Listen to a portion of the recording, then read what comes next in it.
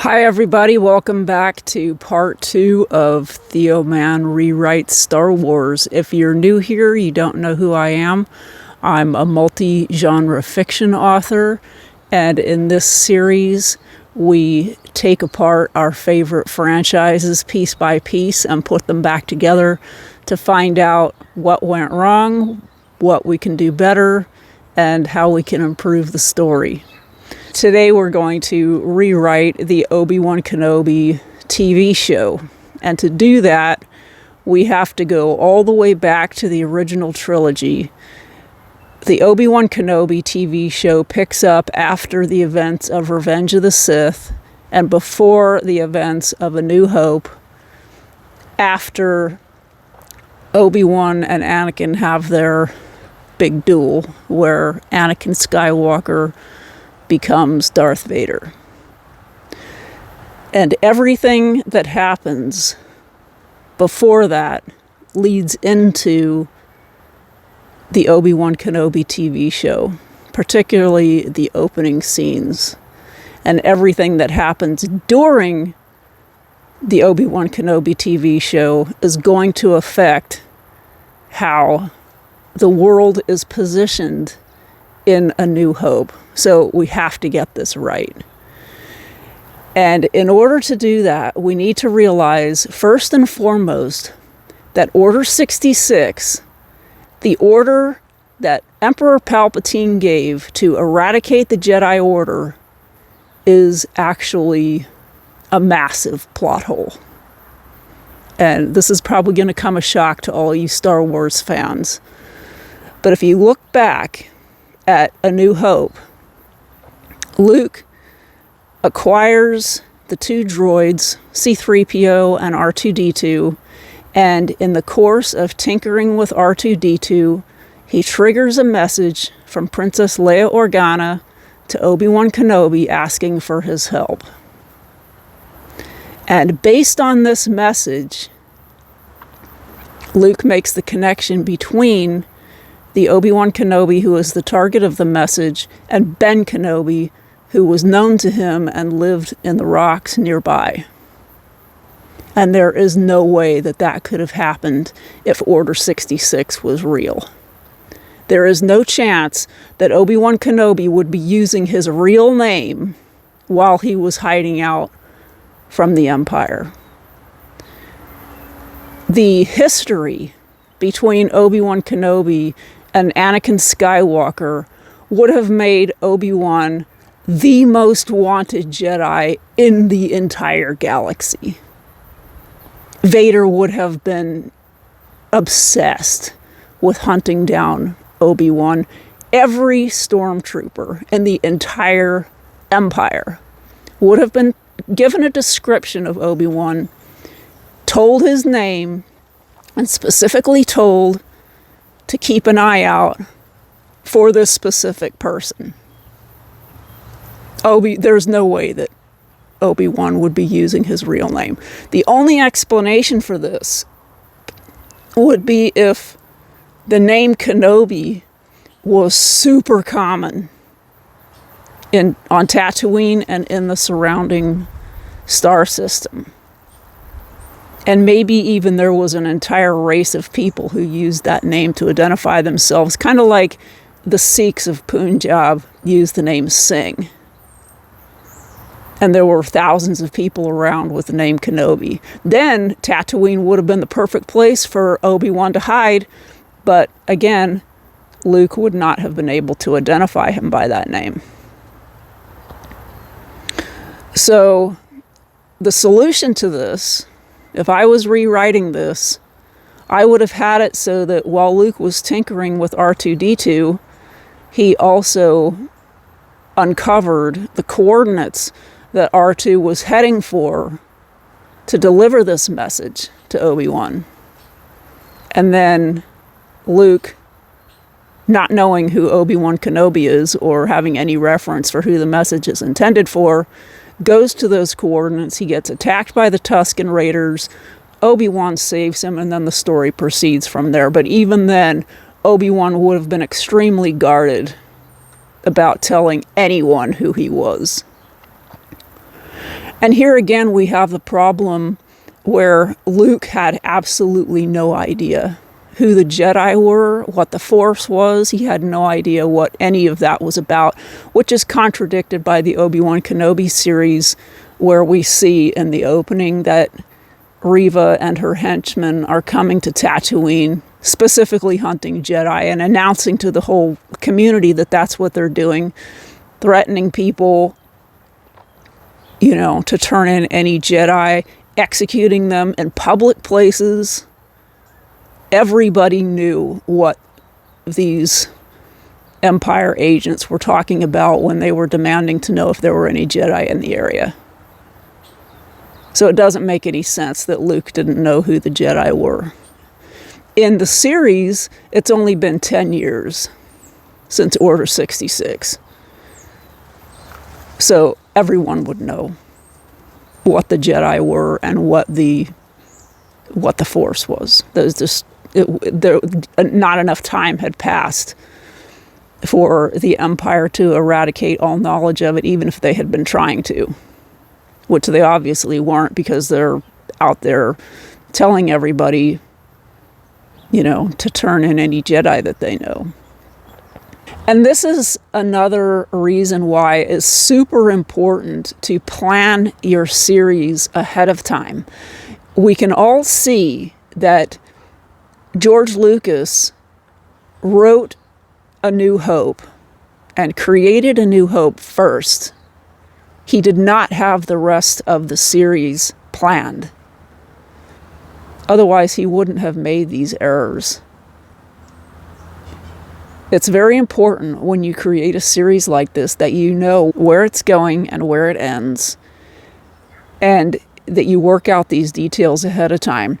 When you start a series, when you start a story, and then you do the second piece, and then you do the third piece, and then you go back and you do a prequel trilogy, this is how you wind up with these kinds of errors, because you didn't plan ahead.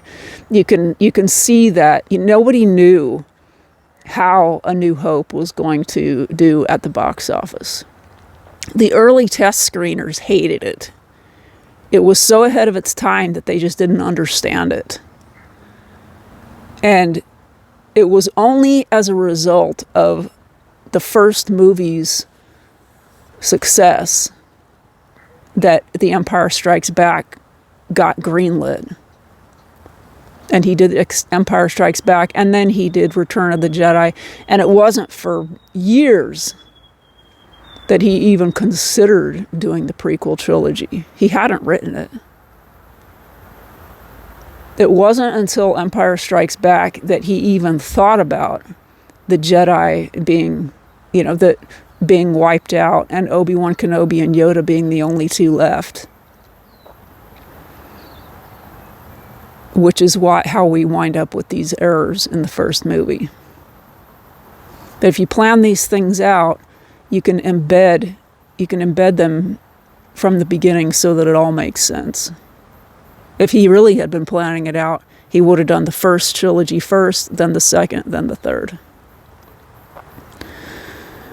And this is why I always plan everything out, so that I don't wind up with errors like this. We can also see from this another error where Obi-Wan is walking around in his Jedi robes, perfectly identifiable, not making any attempt to conceal himself, and outside the cantina, he actually used the Force on stormtroopers, and that would never have worked. If Order 66 was real, they would have had to use stealth to meet up with Han. And that could have worked on Han's side as well, because he would have been in hiding from Jabba to stop Jabba's henchmen from tracking him down to get payment for the money that Han owed Jabba. So making that meeting clandestine instead of in a public cantina would have made a lot more sense. So the second plot hole that we're going to cover is one that a lot of people have talked about, and that is when Obi-Wan left Anakin alive at the end of Revenge of the Sith. This is a giant plot hole, and it causes a lot of problems later on. Obviously, we know from the series that Vader is still alive in A New Hope, and he stays alive until the end of Return of the Jedi, so he has to be left alive at the end of Revenge of the Sith. But this could have been done a lot better. Having Obi-Wan walk away and leave Anakin alive was a mistake that he's too smart to make a mistake like that. It just would never have happened. In my rewrite, I would have him follow Padme to her rendezvous with Anakin with the intent, Obi-Wan intends when he follows her there, he goes there intending to kill Anakin. After what Obi-Wan had seen in the temple of Anakin killing the younglings, there is no way that he would have left Anakin alive. And seeing Anakin kneel before the Emperor and be named Darth Vader, there's just no chance that Anakin would not have been planning and intending to kill Anakin. And it makes a lot more sense that in their duel, because Obi-Wan is a master and Anakin is barely even a knight. You know, he was only on the council because the Emperor pressured the Order into doing it. He was basically still a Padawan. There's no way that he could have even come close to defeating Obi-Wan. Obi-Wan would have wiped the floor with him. And that's what should have happened. Obi-Wan should have been on the verge of killing him and knocked him over. So Anakin stumbles into one of the lava flows and his legs get completely dissolved. And he topples out of the lava flow onto a piece of rock. And, you know, he's burning all over, screaming in agony, screaming at Obi-Wan that he hates him and all that sort of thing. But because the lava flow is between them, Obi-Wan can't get to him. And he's about to use the Force to jump over this lava flow and finish him off. And that's when the Emperor and the full might of the Empire land on the planet and intervene to stop him. And because he's only one guy and they've got all these forces, he has to flee. Makes a lot more sense. And all of that is critical to bringing us to the start of the Obiwan Kenobi series. And in this version, instead of Obi-Wan being a miserable, depressed loser and quitter, which is exactly the mistake that the writers made with Luke in the sequel trilogy. Instead of being that, instead of completely giving up on all his training and turning his back on the Force, instead, in this version, Obi-Wan becomes obsessed with hunting Vader down and finishing the job. His failure, the failure that he sees is that he didn't get to finish the job that he went there to accomplish. He's aware of all the horrendous crap that Vader and the Emperor and the whole Empire are doing to everyone. And that they're waging open war against the Jedi. And Obi-Wan just becomes maniacally driven to stop Vader once and for all. Obi-Wan spends every free minute training and improving and becoming more powerful so that the next time he comes face to face with Vader, he has the power to stop him for good this time. And the internal conflict arises because he has this unstoppable drive to leave Tatooine and to hunt Vader down and kill him right this very minute, and he can't.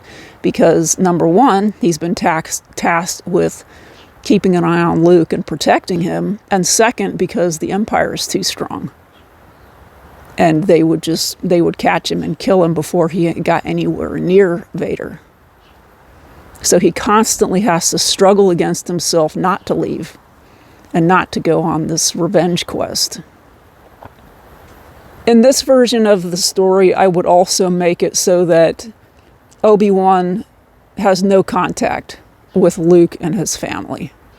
I think this was a giant mistake that the writers made in this TV series, and they only did it for nostalgia. It just doesn't make any sense. If Order 66 was real, and all of the Jedi were in fear of their life, Obi-Wan would have bent over backwards to stay hidden and to stay unknown to Luke and his family. Obi-Wan would have been nowhere near that family. And so that in case the Empire comes looking for him or surprises him or catches him, he's far enough away that they don't find out about Luke. I would have it so that Obi-Wan wasn't even the person who delivered baby Luke to his aunt and uncle. I would have it so Obi-Wan handed the baby off to someone else and then watched from a distance. The only time that I would have Luke appear in the series is the scene where Obi-Wan is watching him from a distance through his binoculars. I would have it so that even Owen, Luke's uncle, didn't even know who Obi-Wan was or what the connection was. And this would go along with Obi-Wan hiding his identity. He would not want anyone to know. He would have been very, very guarded about that information, especially with Owen. And the other thing that I would change about this part of the story is, in this story, it's been 10 years. Luke and Leia are now 10 years old. And the actors that they chose did not act 10. The child actor that played Leia in the series did not act like a 10-year-old. She acted like a 6-year-old. And I would make it 6 years at most. You know, since neither Luke or Leia are going to be in this new version of the series, it doesn't really matter how old they are. It could have been 2 years or 3 years or 1 year or even 6 months. It doesn't matter because they don't interact with each other. We could even have it so that Obi-Wan was on another planet, but then it would have caused too many problems for Luke to actually track Obi-Wan down and find him and make the decision to leave Tatooine and all that. So, you know, for the sake of this video, we're just going to put Obi-Wan in the rocks where he was originally. I also don't think it makes any sense that in the wake of Order 66, that the Empire would just be able to annihilate the Jedi overnight, which is what it seems to be. Even though in this series, it seemed, you know, they're making it out that it's been 10 years and the Empire is still hunting Jedi. If we shorten the time frame to 2 years, say, for example, it makes more sense that the Jedi who were not in the temple at the time that Anakin attacked, that all those people would gather together to offer some resistance. There were Jedi all over the galaxy.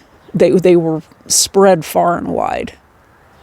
It would have been impossible for the Empire to hunt down all of them at the same time. They would have been getting together and they would have been offering resistance, hiding, coming out to offer resistance, going back and forth like that. So at the start of the series, we have Obi-Wan hiding out on Tatooine, and the thing that changes, the thing that precipitates the whole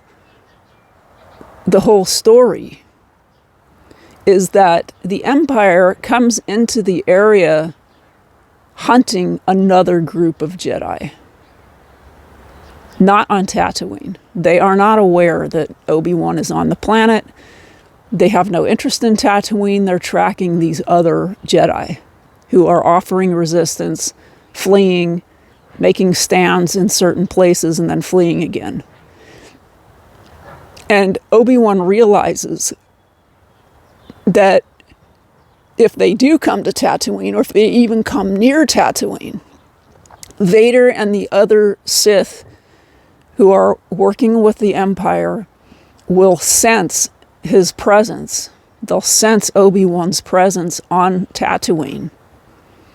And if they come looking for him, Vader will probably sense Luke's presence as well. So Obi-Wan realizes that he has to leave Tatooine in order to draw Vader's attention away. So Obi-Wan leaves Tatooine temporarily, first of all, to draw attention to himself and lead the Empire away from Luke, to help these other Jedi, and also to fulfill his mission of finally confronting Vader and killing him. And that's how the story starts. Obi-Wan meets up with these other Jedi, and they battle the Empire. They gather their forces. They go back and forth. And then throughout the series, Obi-Wan and Vader, they become aware of each other. And they're both trying to get to each other so they can fight again. But circumstances prevent this. Either because the Jedi are too weak, so they have to withdraw, or, you know, the wider battle gets in the way to separate Obi-Wan and Vader, and they don't get a chance to fight again until A New Hope. But, you know, they come close to each other, they see each other, they're fighting to get near each other, and they just don't get a chance. But there's all these other battles and political machinations going on all over the place at the same time. And that's how the series continues. So that's just a little bit of fun. That's how I would have rewritten it. So I hope you enjoyed it. Have a good day. I'll see you next week.